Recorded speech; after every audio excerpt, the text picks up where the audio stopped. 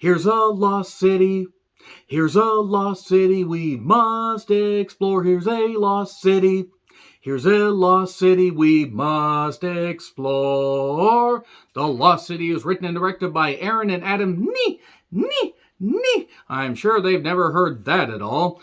They wrote and directed and I believe starred in Band of Robbers. And this was also written by Oren Uzel, I hope I pronounced that right, who wrote The Cloverfield Paradox and Mortal Kombat 2021. Yay? And it was also written by Dana Fox, who is a fox. I definitely would. She definitely should be able to write more movies. She helped write Couples Retreat, which was less than good, but she also did the live-action Cruella, which actually did have some potential and actually wasn't all that bad. So yeah, 4 writers. Seriously, 4 goddamn writers came together to make this movie that has Sandra Bullock, Daniel Radcliffe, Channing Tatum, Brad Pitt in a cameo, and a cast of other crazy characters in a movie where, when it comes to this kind of movie, if you've seen the trailer, you may have made up your mind already. I kind of did. I only saw maybe 1 or 2 trailers, but I thought, okay, this looks like the kind of movie where it's either going to be so goddamn terrible that I'm going to fucking hate it, or it's going to be so goddamn terrible I'm going to love it. Shockingly, it turned out to be the latter. This movie by no means should work as well as it did. It was fucking hilarious, great. Is it anything perfect? Oh fuck no. This movie is absolutely fucking ridiculous and bonkers and everything, but it has just a tremendous amount of humor. Everybody's in on the goddamn joke and everybody's having a blast. It just has that right little turn, just tweaking the nipples a little bit. Have fun on seeing that, folks. And we've got a great raucous action comedy that is one of the most crowd-pleasing experiences I've seen in quite a while. I was in a theater with one of my best friends, friend of over 20 years now. It's hard to goddamn believe. Where does the time go? Time flies like an arrow. Fruit flies like a banana. I hate fruit flies. Get them the fuck out of here. Enough about fruit flies.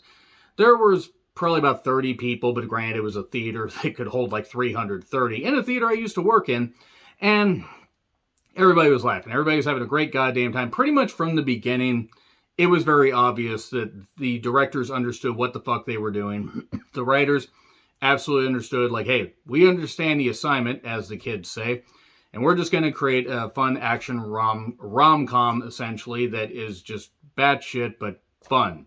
And also doesn't take itself seriously at all. It has a whimsical nature about it. It's kind of like Red Notice, if Red Notice wasn't stretched all the fuck out, even though this movie is about 1 hour and 52 minutes. But everybody just delivers terrific, hilarious performances that are not going to be anything groundbreaking, but it's just fun. Overall fun. A whole lot of goddamn fun. So the plot, such as it is, involves a romance novelist played by Sandra Bullock, who's Loretta, but also the character of Angela in her books, and she basically is kind of at the end of her rope as far as creating books and everything. There's a character, Dash, played by Alan, that is actually Alan in real life, played by Channing Tatum, who really has carved out a very interesting career for himself. Not every single thing that Channing Tatum has done has been perfect, but he probably is one of the more bankable stars, excuse me, as far as just, being able to enjoy what he does. I'm not necessarily saying that his drama is all that great. I mean, I think he's a pretty good actor, but his comedic timing is really, really fucking good. And he plays the character of Dash, and this book is The Lost City of D. And of course, obviously, there are many phallic references because, of course, this is a funny comedy, and we have to reference that. It's actually referencing something totally different, but, of course, The Lost City of D is a line that I reacted to with the good taste and maturity everybody has come to expect from me. If you expect that, you clearly are new to this channel, and if so, hi, thank you very much for watching. So, Angela has her, or Loretta has her assistant, rather, played by, and I wrote this down, Davine Joy Randolph, who plays the character of Beth. She's her assistant. She's poured a lot of money and investing in this book tour to really create this, create this great buzz. And Loretta's kind of sick of Alan because he's always getting the attention and everything. And she thinks she knows him, but you think you know me. Oh, no, you really don't know. You're lost and scared. Only wrestling fans will actually get that reference. If you're a movie fan, you have no fucking idea what I'm talking about. They're on this book tour, and it's about this, this lost city and everything, and this treasure. Well, after this thing sort of, goes tits up and Channing Tatum's blonde wig gets ripped off and it turns out he just has hair, not quite like mine, a little bit longer. That kind of goes a little bit wrong, and Sandra Bullock is pissed and she wants to leave. She wants to go somewhere and wants to stop. Don't do this anymore. So she gets taken by somebody that takes her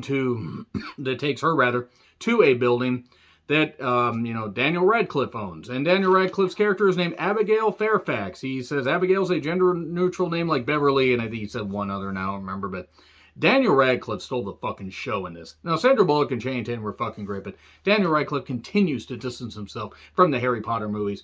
And he has this idea to take Loretta to this, tropical island to basically discover this crown of fire, this treasure and everything. He wants to discover this treasure, these untold riches and everything, and he wants to basically bring her along because it turns out her husband was an archaeologist, and he thinks, hey, you wrote this stuff, you knew about writing about this treasure, so obviously you know these things. It's further proof that sometimes money doesn't buy smarts, because you would think, no, this person's not going to know this shit. But of course, from there, we get Channing Tatum's character feeling bad about how he treated her, kind of referring to her as a human mummy, and people say that humans are mummies. And again, more great comedic timing from Channing Tatum. I can't stress enough just how funny and hilarious this fucking movie is. I have a few lines written down. But he gets this guy that he went to a yoga class with, Jack Trainer, played by Brad Pitt, in a cameo, I guess after Sandra Bullock did a cameo in a Brad Pitt movie that's coming out later this year. The name escapes me right now. I guess they're friends, and Brad was willing to do a cameo in this. A bit of a spoiler, sorry, but he is, a mercenary. He's this, great. He's this great, action hero and everything, and he's going to help rescue Loretta. Well, after things go a little bit tits up, shall we say, and Channing Tatum and Sandra Bullock are lost in the jungle. Welcome to the jungle. These aren't fun and games. They're going to sweat through their clothes and get leeches on their taint. Ooh, yeah, there was a leeches part at some point. And more comedy with leeches. Why do they always go for the butt? Oh man, there is not a day that goes by where I don't ask myself that exact same goddamn question. What am I asking that about? You'll never know, but your mind's going to be racing. I'll make it race. But anyway, they're lost in the jungle, but they have to basically evade Daniel Radcliffe's Abigail and his band of crazy people that, these mercenaries and all this vehicular stuff, that somehow they managed to get all this stuff in the deep jungle in this, enclave. And they somehow managed to get all this there and nobody really fucking noticed. But then again, it's like, it's the Wild Wild West down there, not the 1999 Will Smith movie. God, that was shit. Basically from there, they have to fight to stay alive, and they have to discover, is the Lost City actually really a thing? Is this treasure really a thing? We'll find out. Obviously, something has to happen, or it'd be a pretty damn short movie. But it's a lot of fun. There are some lines that I'm going to mention here before I get into spoilers. There's Daniel Radcliffe's character says, coital reveille. Why that made me laugh, I don't know. I also put in my Twitter handle name, because why the hell not? And, talking about the lost city of D, the D didn't fully rise to the top, just the tip. I called her a human mummy. Human mummies are human, I know, I'm aware of that. And after checking for leeches and everything, a bit of a silly thing, and he turned around to look, or to, have him check his dick for leeches, and she looked and says, I just touched your engorged sack for leeches. I don't know why that made me laugh, but a lot of great comedy and a lot of great lines in this, and a lot of fun, a whole lot of fun. Like, really, I cannot stress enough how fucking fun this is. And I didn't think I actually thought I was gonna hate it. And from the word go, I was laughing, and I was enjoying. Yes, me, I actually let out laughs, and was enjoying myself. This is going to be on Paramount Plus, I believe, pretty soon. I think it's getting like a limited theater release for like a few weeks, maybe a month.